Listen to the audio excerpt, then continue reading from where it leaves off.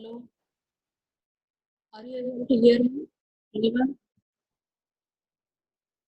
But the voice is cutting. Yes.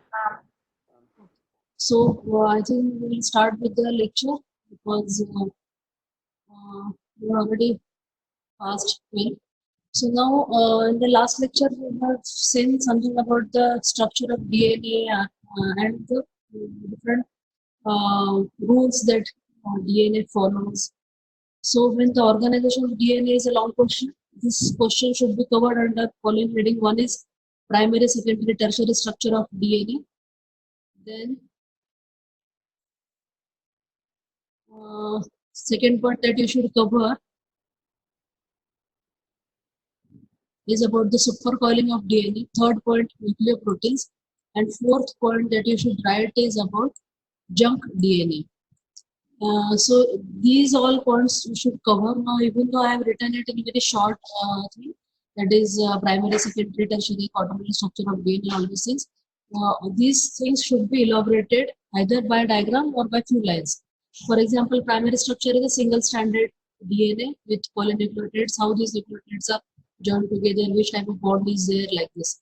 Double helix is the double stranded DNA with a right handed helix, and all those things you should read. In tertiary structure, you have supercoiling of the double helix and quaternaries with the histone. So this is the first thing that you should read. Hello.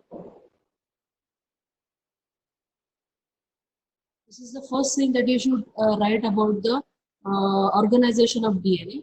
The second point is elaborate about the supercoiling of DNA, how this supercoiling is done, and the diagram, if possible, regarding the supercoiling of DNA. That is, DNA is coiled to form double helix, and this coiling of the axis upon itself is nothing but the supercoiling. Then about the nucleoprotein. So these four terminologies should be there in your answer. These are chromatin, nucleosome, solenoid, and chromosome. These four terminologies should be there in your answer when you are elaborating organization of DNA. First of all, the association of eukaryotic DNA with histone is called chromatin. Now, this around when the histone forms an octamer, to around this octamer DNA binds itself. It's called nucleosome.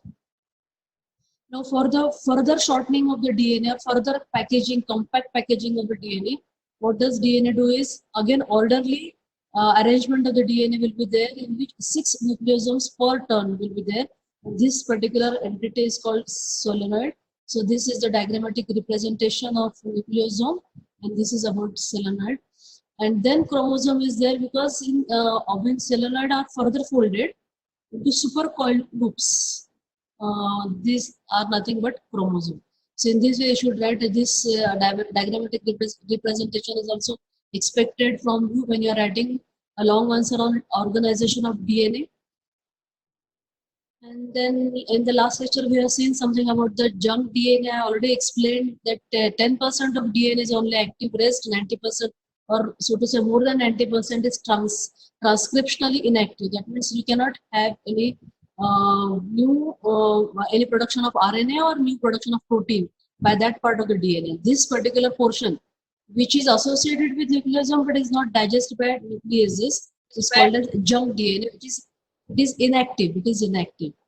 And the role of junk DNA, remember this thing, even though these roles are given to you and they are given in the books also, but the 100% surety that these are the things which are done by junk DNA is not 100% sure. Scientists are not yet 100% sure about this. Still, studies are going on to find out the definitive role of this junk DNA, but it is seen that this junk DNA do play a major role in evolution.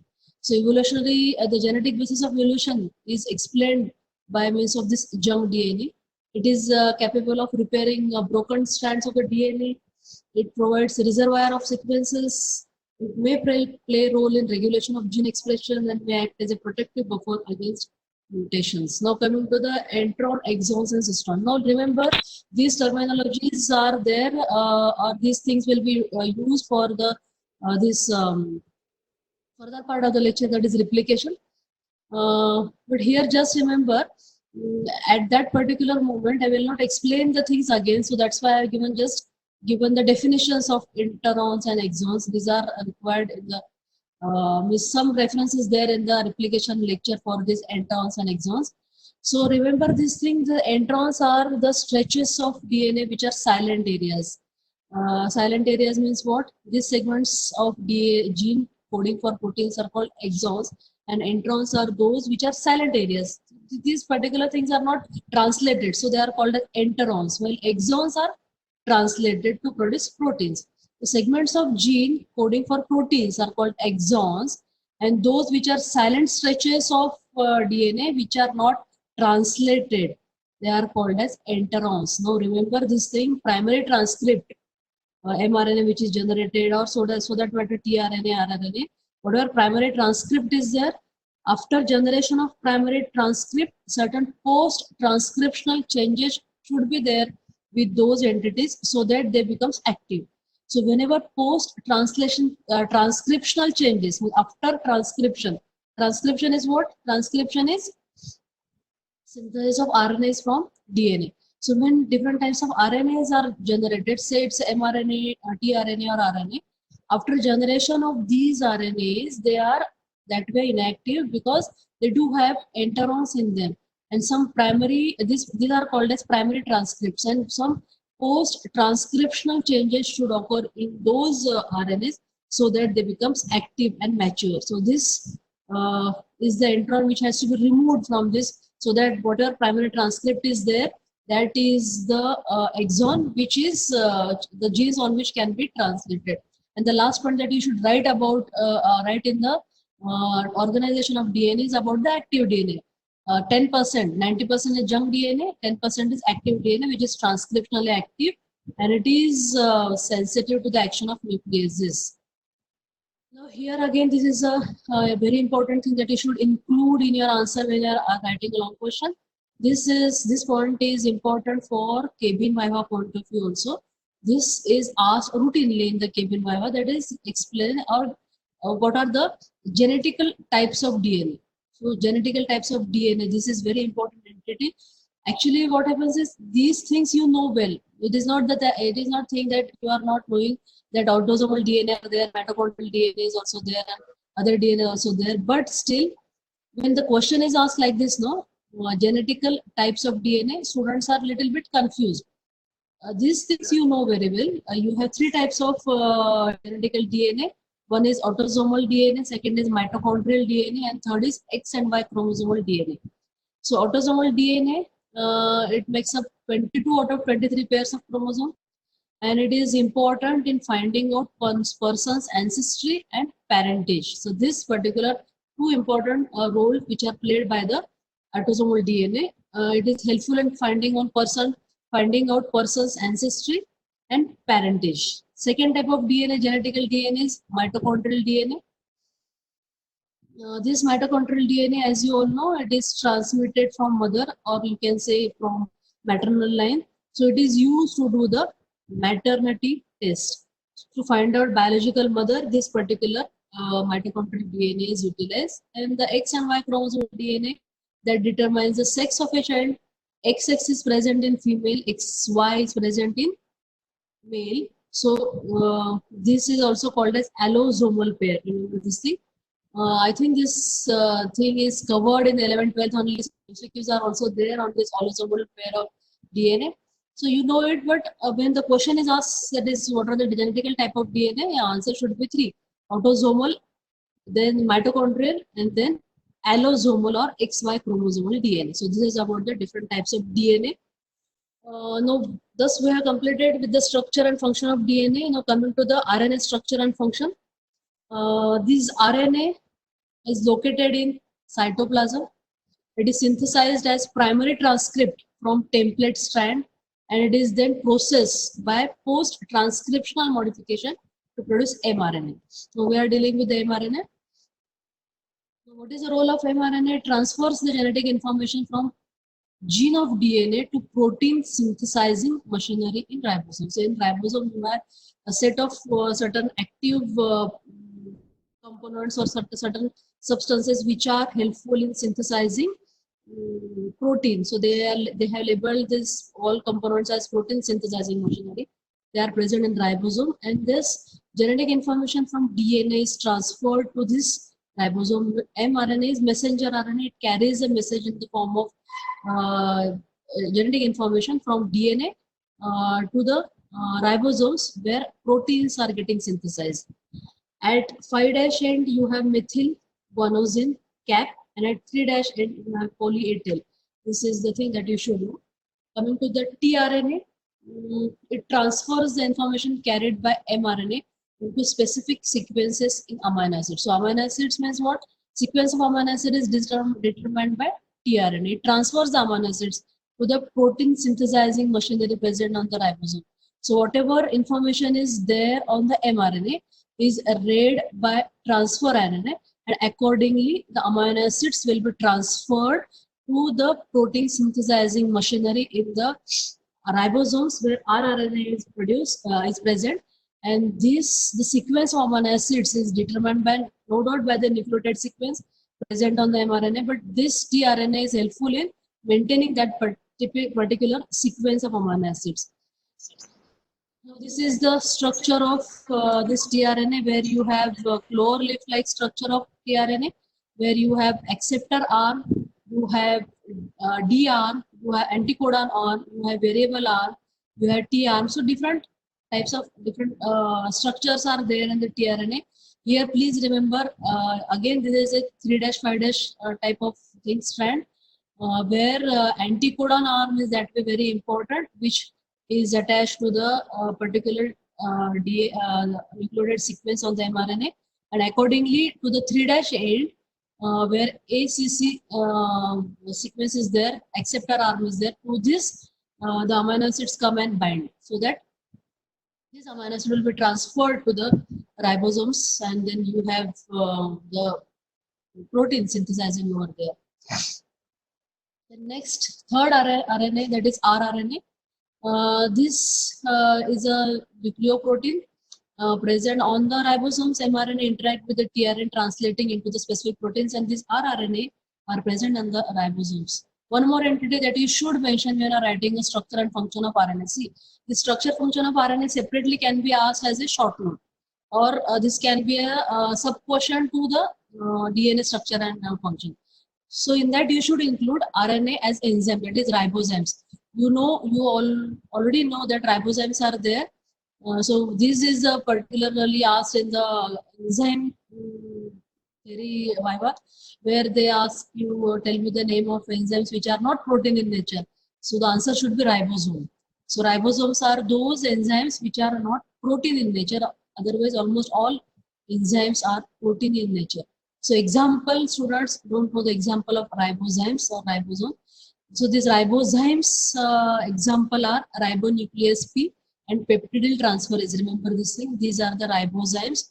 These ribozymes are they are RNA in nature. So these enzymes, they are not protein in nature, but they are RNA in nature. So remember this thing. In the short note, if it is there, you should mention about ribozymes also. Now coming to in short about the cell cycle. This cell cycle, I think this topic will be covered in detail, or you must have learned this in anatomy. Cell cycle, you have different phases of cell cycle and all those things, and each phase is important for this before cell division, after cell division, and in which phase you have transcription, translation. So here in the genetics, it is important to know different phases of cell cycle, because in a specific phase only the process of replication, transcription, translation will occur. And when all these things are occurring, that you should know. You can have a short note on cell cycle. Long question is not expected in biochemistry. In anatomy, they may ask you as a sub question to the long question, or it can be a long question that I cannot tell you here. But cell cycle, in biochemistry point of view, it is asked as a short note. It can be asked as a short note. So whenever cell division is occurring in the eukaryotic cells, it occurs in four different phases, and these phases are called as cell cycle. So eukaryotic cell division occurs in four distinct phases, which are collectively called the cell cycle. Now in human cell, the replication of DNA. So next topic is replication. That's why I am telling you about the cell cycle. So replication of DNA genome always occur in the S phase of the cell cycle. Remember, this thing occurs in the S phase of the cell cycle. Now, this is a outline of the cell cycle, starting from the. We will start with the S phase. Here, in the S phase, you have synthesis of DNA. That is, replication of DNA will occur over here, and the RNA and proteins are also synthesized, which is being major. This RNA and protein synthesis, this particular thing occurs in G1 phase. Remember this thing, and this synthesis of this RNA and protein synthesis, both the things continues in the S phase. So in G1 phase, there is no DNA synthesis, no replication is there. In G1 phase, you have transcription and translation. These two things are continued in the S phase also, but in the S phase, you have replication. So this you should know. And this G2 phase, where replication is not there, but still RNA and protein synthesis continues. And in M phase, that is mitosis or mitotic phase, where mitosis will occur, nuclear division will be there, and you have two daughter cells. Remember this thing. So in G1 phase, you have RNA and protein biosynthesis. That is, RNA synthesis is transcription and protein biosynthesis is translation. So both the things are occurring in the G1 phase. Then cell lands up into S phase, where there is a replication. In G2 phase and S phase, in both the phases, you have RNA and protein synthesis, which is continuously going on. And in M phase, the cell nuclear division will occur, mitosis will be there, and the cell will break down to produce two daughter cells. Now, after the M phase, when the cell enters in the G1 phase, there is a phase called as G0 phase. One phase is also there, G0 phase, where some of the cells will withdraw from the cell cycles indefinitely and will go into the G0 phase, or re-entry. This can be a re-entry point for those cells which want to return from G0 to enter in the early phase of G1. So this thing you should know something about the G0 phase also. So all these things are there. So some points that you should note about the different phases. G1 phase is the first phase of the cycle, and it is preparative phase in which you have three things done. One is enzymes which are necessary for replication, they are produced, genomic DNA reliability is checked, and the building materials were required in mitosis begin to accumulate. So this is the G1 phase, where enzymes necessary to replicate the genomes are produced. Remember this thing. S phase, second phase, in which biosynthesis of new DNA is carried out, and this DNA is replicated to produce copies of both daughter DNA. Here, this S phase is important, and we are dealing with the replication. And remember this thing, replication occurs in S phase. Then is the G2, which is a gap phase, again second gap phase, and here this is the third phase of the cell cycle in which cell prepare to divide. Because in M phase, actual division is there, and here the preparation of the cell for division is going on, synthesizing new proteins, tubulin for construction of microtubules of spindle apparatus. You know, spindle apparatus required for the nuclear division, and this preparation of this nuclear division is done in the G2 phase, that is second gap phase. And in the M phase, you have mitosis and you have division. And here maternal nuclear envelope breaks down and paired chromosomes are pulled to opposite poles of the cell. Each set of daughter chromosome is surrounded by newly formed nuclear envelope, and cytokines pinches the cell in half and produces two daughters. So in short, you can say that in the M phase, you have nuclear division and the cell divides into two daughter cells. This occurs in the M phase. So this is about the cell cycle. So we have studied DNA structure, RNA structure. We have studied the functions of these nucleic acids. We have seen the organization of the DNA and the structural organization of DNA in detail. These things can be asked as a long question, or it can be as a short one also. Now coming to the important topic, that is replication. Before entering into replication, you should know central dogma of molecular biology. So this central dogma of molecular biology includes three main processes. One is replication, second is transcription, third is translation. Now remember, this is again a this Viva question, theory Viva question. Explain what do you mean by central dogma of molecular biology.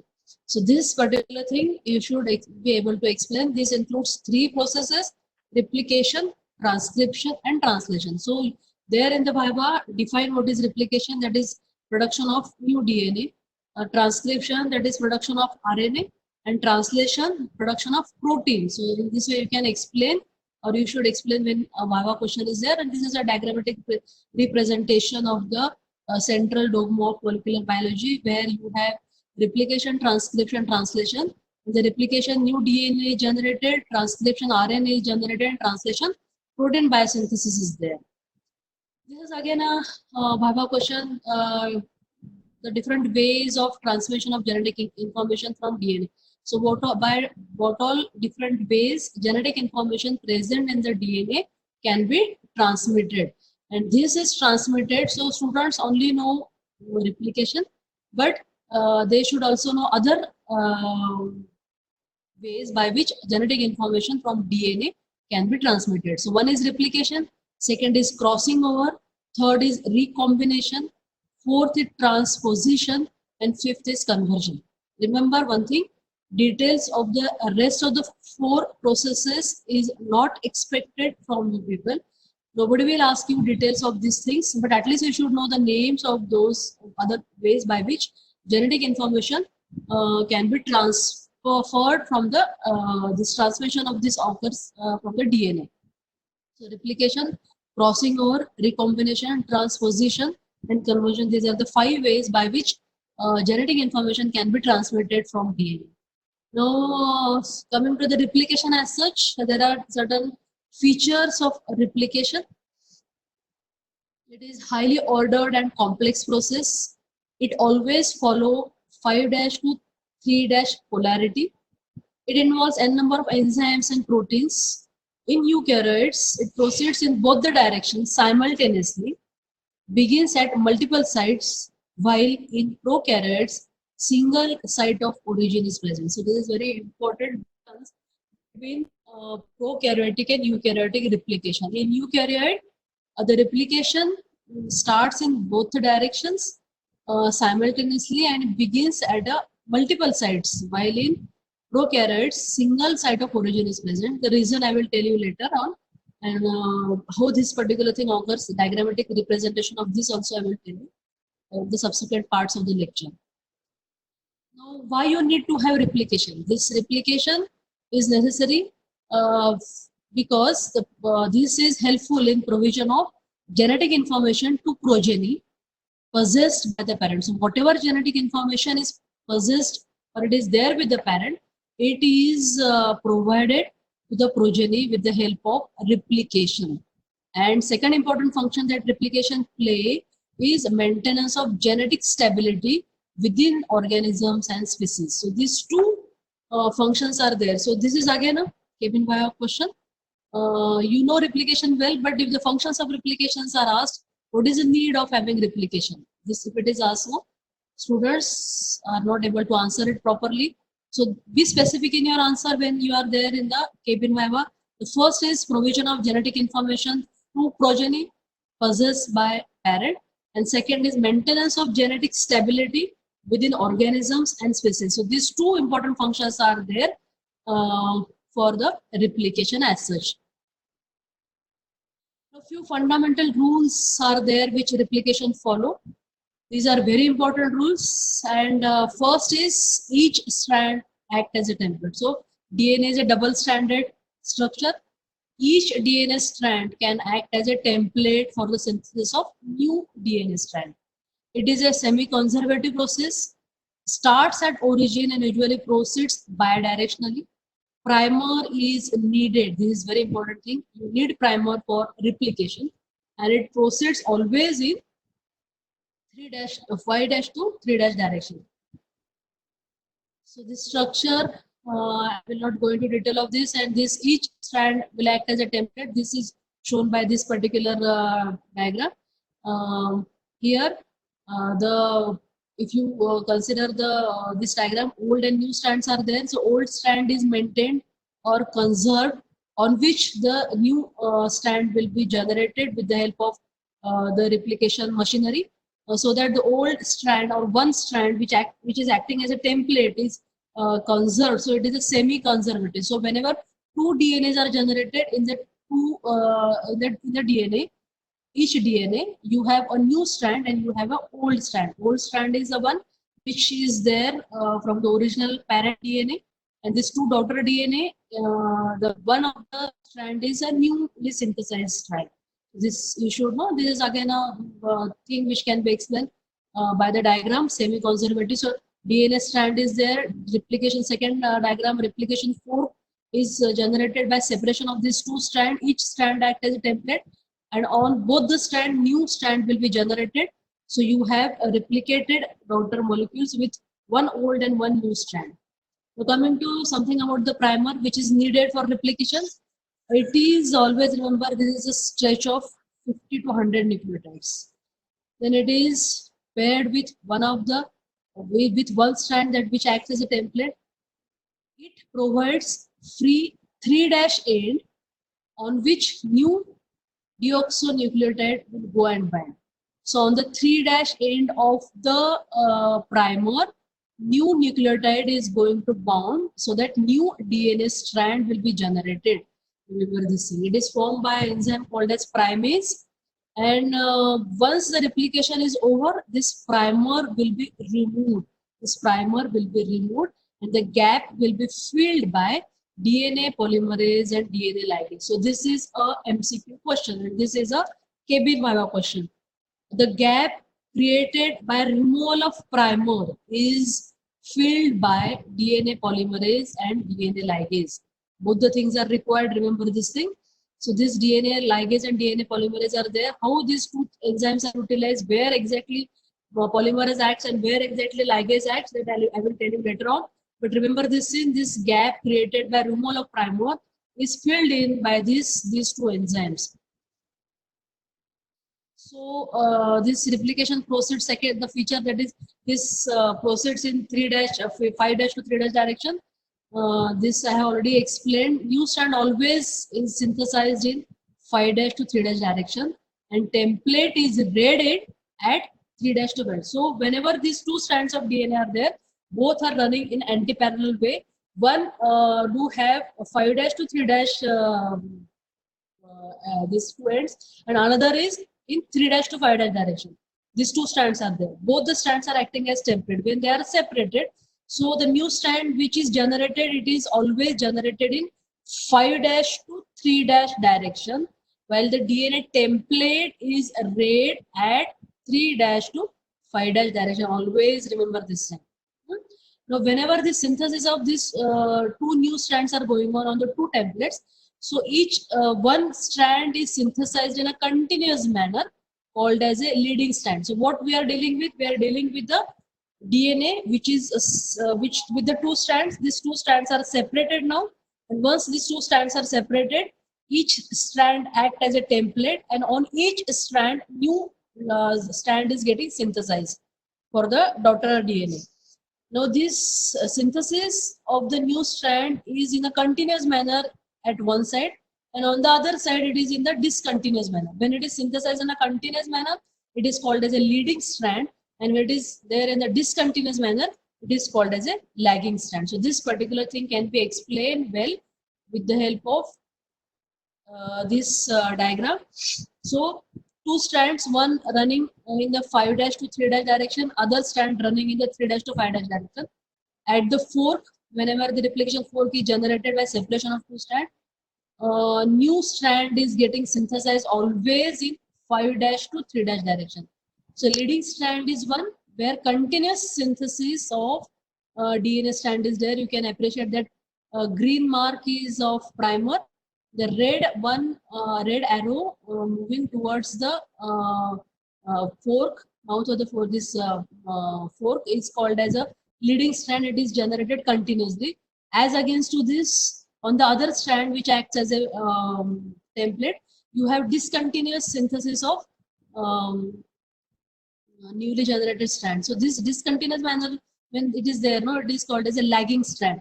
And if you see carefully again on this strand, you have short segments of or short fragments of a new DNA strand with the green primer and red arrow. The small stretches you can appreciate, and these are called as Okazaki fragments, and they are produced in a discontinuous manner because the strand template strand is read at 3 dash to 5 dash direction, and the new strand is always generated in 5 dash to 3 dash manner. So if you see carefully, the green primer is at 5 dash end, the Okazaki fragment also, and the last one is the 3 dash end. So like this, 5 dash to 3 dash direction, the things are getting synthesized.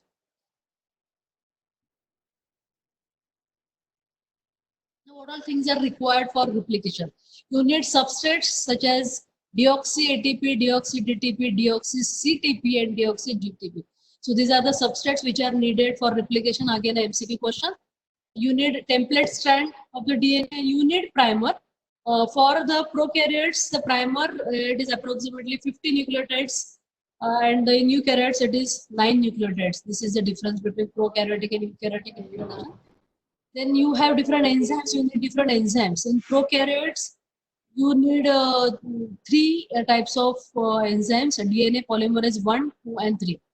Now, in the books, directly they have given the process of replication, all those things, but here I would like to explain the polymerase 1, 2, and 3 in 2 to 3 lines. DNA polymerase 1, this is the enzyme which have low processivity. What do you mean by processivity? Then low processivity is only 20 to 20 or slightly more things will be added. So the processivity can be defined. So what is it? It is the average number of nucleotides added to newly synthesizing DNA strand before polymerase dissociates. So the capacity of DNA polymerase 1 to add the nucleotides to the newly synthesizing DNA strand is 20 or slightly more. This is a low processivity. It do have exonuclease activity, it do have proofreading activity. So exonuclease capacity or exonuclease activity is the activity or this is a property shown by DNA polymerase 1, 2, and 3. Almost both the thing, three of them do have this property. And exonuclease capacity means they do have capacity to repair or to remove the unwanted nucleotide which is being added. So this DNA polymerase 1 can read the abnormality or in the sequence of one nucleotide in 3 dash to 5 dash direction. And proofreading is the capacity to check whether the nucleotide which is added is correct or wrong. So this is checked by this same enzyme, removed by the same enzyme. It is DNA polymerase 1. If it is wrong, the exonuclease activity will remove that particular thing. And this DNA polymerase 1 is to have the capacity of gap filling between the Okazaki fragments and on the lagging strand. This DNA polymerase 1 fills the gap created by removal of primer, while ligase will fill the gap between Okazaki fragments. Remember this thing. If you see this diagram, here you have two Okazaki fragments. Once the primer is removed, you have a gap over there where the primer is removed. This gap is filled in by polymerase 1. As against to this, in between these two fragments, you have again a slight gap is there. Can you appreciate that gap? This gap will be filled by DNA ligase. So this is a Kevin Viva question. What is the role of DNA ligase and what is the role of DNA polymerase 1? So DNA polymerase 1 will remove the gap once the primer is removed, and ligase will remove the gap or fill the gap between the two Okazaki fragments. This difference you should know. This we will be asking in the Kevin Viva. DNA polymerase 1 fills the gap created by removal of primer, while DNA ligase fills the gap between Okazaki fragments. Now polymerase 2, again it do have proofreading capacity. It is helpful in DNA repair. Exonuclease capacity is not seen with DNA polymerase 2, and this is with high processivity. that is more than 10,000 nucleotides can be added at a time with the help of this particular polymerase 2 when the this newly synthesizing DNA strand is going on. Then DNA polymerase 3. This is the primary replicating enzyme. Remember, this is the primary replicating enzyme with the capacity of adding more than 50,000 nucleotides when the process of replication is going on. And the synthesis of both leading as well as lagging strand is done with the polymerase 3. And it do not show any exonuclease activity in 5' to 3' direction. So this is about the prokaryotic enzymes which are needed. So when you study this replication in the eukaryotes, you have another set of enzymes which are required. In the prokaryotes, you have DNA polymerase 1, 2, 3, while in eukaryotes, you have DNA polymerase delta, where the high processivity is there, and this delta is required for synthesis of leading strand. Again, it shows proofreading capacity. Alpha is required for synthesis of lagging strand, and it do have exonuclease capacity. Then you have DNA polymerase epsilon, which is helpful basically in the repair. DNA polymerase beta helpful in the repair again, and DNA polymerase gamma is useful for mitochondrial DNA synthesis. Remember this thing. So three things you should know: delta is required for synthesis of leading strand, alpha required for synthesis of lagging strand, and gamma is required for synthesis of mitochondrial DNA. These things you should know. Now coming to the proteins which are involved in this replication. You have these many proteins, and in the examination, function of each protein will be asked to you. Example, the function of DNA, A protein, B protein, C protein, HU, that is histone-like proteins, primase, SSB protein, topoisomerase 1 and 2, DNA ligase, and TER binding protein. So functions of each protein will be asked in the Kevin Viva. So DNA protein is required for denaturation of DNA. I have already explained you in the last lecture about the denaturation of DNA. Denaturation of DNA is required for replication as such. Unless and until denaturation of the DNA occurs, the strands will not be separated. And denaturation is nothing but this dissociation of these or disruption of the H bond, that is hydrogen bonds, so that these two strands will be separated at that particular site. So denaturation is done with DNA A protein, and denaturation of DNA strand at the site of origin, thus opening of the duplex DNA is done by the DNA protein. B protein cause unwinding of the DNA, and it is also called as helicase, or it is the label name given as helicase, or do have, you can say, do have helicase like activity. It unwinds the DNA. So unwinding of the DNA is done by B protein, DNA B protein. DNA C protein is required for binding of B protein to the origin site. So you have site of origin for the replication in the prokaryotes as well as in the eukaryotes. And at that particular site of origin, first of all, DNA A will go cause denaturation, B will cause unwinding of the DNA, and C is helpful in doing all these things. You have a histone-like protein which stimulates initiation of the replication. Replication is divided into three processes, so that is initiation, elongation, and termination. So this particular thing will stimulate, HU protein stimulate the initiation. Primase is required for synthesis of RNA primer. Then you have SSB protein which stabilizes the separated strands and prevents renaturation of DNA. So again, the strands will not join to each other by this with the help of this particular SSB protein. Then you have topoisomerase 1 and topoisomerase 2. These topoisomerases are required to cause relaxation of the supercoiled DNA by breaking either one strand of DNA or breaking both the strands of DNA. So when supercoiled DNA is there, no, if you want to relax these supercoils, you have to take you have to break one of the DNA strand.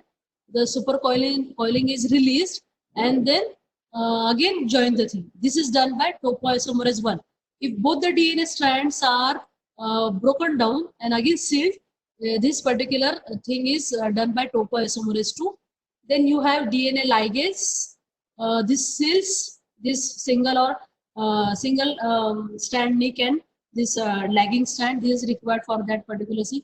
This is a diagrammatic representation of how this supercoiling supercoiled DNA is unwind by the topoisomerases. And here for the supercoiling you need this topoisomerase, and TER binding protein is one which will facilitate the termination of replication, and it prevents helicase from further unwinding of DNA. So helicase is required for unwinding of DNA. Once these TER binding proteins are there in the picture, helicase activity will stop, further unwinding of the DNA will not occur, and replication will be terminated. Stages of DNA, as I've already told: initiation, elongation, and termination. In initiation, you have unwinding of the DNA, separation of the strands, and each strand will act as a template on which new DNA strand will be generated. Now, in prokaryotic cells, you have circular DNA. So, unwinding form IR bubble at specific site called as ori site. So, site of origin is called as ori site in prokaryotic cells, and there is a generation of bubble of replication, and this particular thing will generate into a fork, and this replication proceeds bidirectionally in both the cells. This is a diagrammatic representation in prokaryotic cells. You have site of origin called as ori site, where the replication bubble is generated with the help of all these different proteins, DNA A, B, and C. The strands start separating, unbinding, denaturation all will occur. Then with the help of helicase and the SSB protein, the strands will not reunite again. And finally, the process of replication will go in both the direction. And finally, what you will have is two daughter DNAs. In eukaryotes, as I told, multiple sites of origin are there. Replication is confined to S phase of the cell cycle. And the site of origin in eukaryotes is called as ARS site, that is autonomously replicating sequence. So this you can see in this diagram. So parent DNA molecule, multiple sites of origin for replication is there. You have multiple replication bubbles generated. In both the direction, replication will go on. And finally, you have two daughter DNA molecules. So as I already told you regarding the cell cycle, so this is a diagrammatic representation where this parent DNA double helix will be separated, unwound by the DNA ABC. Helicase is the DNA helicase is the thing which is there at the origin of the replication. Then with the help of DNA polymerase, you have generation of a new DNA strand in a continuous manner, and one strand which is called as the leading strand, and on the other side you have it in a discontinuous manner called as lagging strand. And these fragments which are there, they are called as Okazaki fragments. So this is just again the same thing, initiation where DNA A binds to ori site, DNA B causes unwinding, topoisomerases releases the stress of supercoiling, SSB stabilizes the DNA reunion, a binding of primer will be there, and then process of this replication will start in this particular manner. Elongation is nothing but addition of more and more nucleotides with the help of DNA DNA 1, 2, and 3 in case of prokaryotes, and alpha, beta, delta, epsilon, gamma by eukaryotes, so that a new strand will be generated. Due to anti-parallel nature of two strands, synthesis of two strands is different. So this is a Kevin-Mayer question. Why you have continuous synthesis of the DNA strand at one end and discontinuous synthesis of DNA strand on the other end? Your answer should be specific, or they can ask you what is the basis of producing Okazaki fragments. Why you need to produce this in the fragments? So this is due to anti-parallel nature of the two strand. This DNA at two strands, the synthesis of DNA at two strands is different. One is leading, other is lagging, but both are in the 5' to 3' direction. Remember this thing well. And termination is just TER site is there. It is the sequences, particular sequences on the chromosome, and the TUS binding of TUS protein to TER site, or you can say TUS-TER binding inhibits the helicase, and rest of the thing will be there. Replication will be. So this thing you should write when you are writing about the replication, that is differences in prokaryotes and eukaryotes. Replication in prokaryotes, cytoplasm, and occurs in cytoplasm in eukaryotes and nucleus. and the nucleus. Types of DNA. In the prokaryote, you have circular type of DNA. In eukaryotes, a linear type of DNA. Primer RNA primer length for prokaryotes is approximately 50 nucleotides. In eukaryotes, it's 9 nucleotide. DNA polymerase, 3 different things are there. Origin single in case of pro, and in case of eukaryotes, it is multiple. And length of the nucleotides I have already given. Rate of replication in case of prokaryotes, it is approximately 500 nucleotides per second.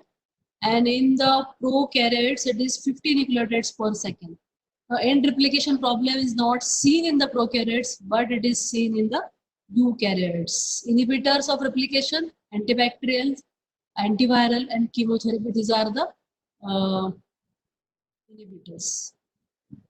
One video is there with me. I don't know whether this particular thing will be able to show you this video or not, because on this particular system, this is not actually okay. Now in the next lecture, we will see something about end replication problem. This end replication problem is there, and this can be asked as a short note. And this end replication problem, you should include it in the long question when you are writing about the replication as such. So we will see this, I think. What's the time? Still, I think I can continue for 5 minutes. Yes or no? Should I continue? End replication problem. This thing, this is again a problem associated with the eukaryote. So before going into details, in short, what I will tell you is that what happens is whenever the replication is going on, whenever that primer is removed, there always occurs shortening of the DNA strand. And this, no doubt, this is taken care of by different enzymes, and this primer ka gap will be filled by the various enzyme machinery which is present in the cell as such. This is true for the lagging strand. Remember this thing. This is done, this particular gap is filled by an enzyme called as telomerase. But if it is not filled, then shortening of the DNA will be there. This is called as an end replication problem. So it is nothing but shortening of DNA. What happens in the lagging strand, whenever that gap is created, once the primer is removed, this gap is filled by telomerase. If it is not filled by telomerase, then the problem will be there. And this you can appreciate with this, in this diagram with the double stranded DNA, then DNA replication. So the circle where I have done a circle now, there what happens is that primer will be removed, and this particular thing, gap can be created over there, and this gap will be filled in. This gap will be filled in by the telomerase. So this particular diagram is appropriate, I think. The black one is a parent DNA. This red one is a leading strand of DNA. Green is a lagging strand, and blue one is a RNA primer. So the gap which is created in the last part of the figure, what is gap is there at the terminal end. So in between gap is there, it is filled by DNA polymerase and ligase and all those things. The terminal part, at the terminal portion, what is your first primer which is there, this primer, once it is removed, no gap will be created, and this will lead to the synthesis of a short DNA strand. And if it is so, this particular problem is called as a end replication problem, and this gap is filled in by telomerase. Now, this, what are telomers? So this is a Kevin Mayer question. So question, this particular thing will be asked to you, what are telomers? Then role of telomerase will be there. So telomers are the ends of eukaryotic chromosomes, linear DNA, and these telomers, things are not present in the prokaryote, because in the prokaryote circular DNA is there. So this difference you should know. In the prokaryote, due to circular nature of DNA, these telomers are not present. Eukaryotes, linear DNA is there, so the ends of eukaryotic chromosomes are called as linear DNA. What is the role of this telomere? Why you should have this thing? One thing is, it will prevent chromosomes from fusing with each other. This is the most important thing. Chromosome will not fuse with each other if telomers are there, and this particular thing is helpful in the end replication, solving the end replication problems. This enzyme telomerase, this is the enzyme which is protein plus RNA, and it is helpful to fill the gap created by removal of last primer. And this is helpful in the synthesis of telomeric DNA.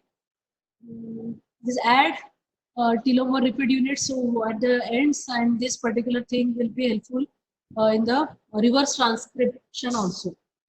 Clinical significance of telomere is highly expressed in rapidly growing cells, do have role in cancer cell biology and cell aging, and telomerase inhibitors can be used as anti-cancer therapy.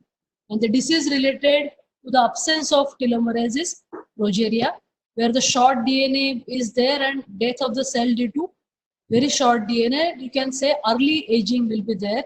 So even if the person is of low, is of say 10 years, 15 years, 16 years, or so to say 20 years, he will be seen as old age person.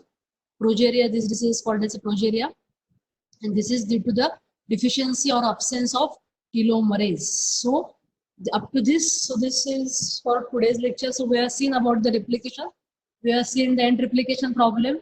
So this, you prepare this topic for the long question, and you should include DNA repair also in the process of replication. So I think we will stop today with this. In the next lecture, we will see a few lines about the DNA repair, and then we will shift to the next topic, that is transcription. And remember this thing, transcription, again a separate long question can be there on transcription. Okay, so thank you all of you. We will meet tomorrow again at 12 o'clock sharp. Thanks.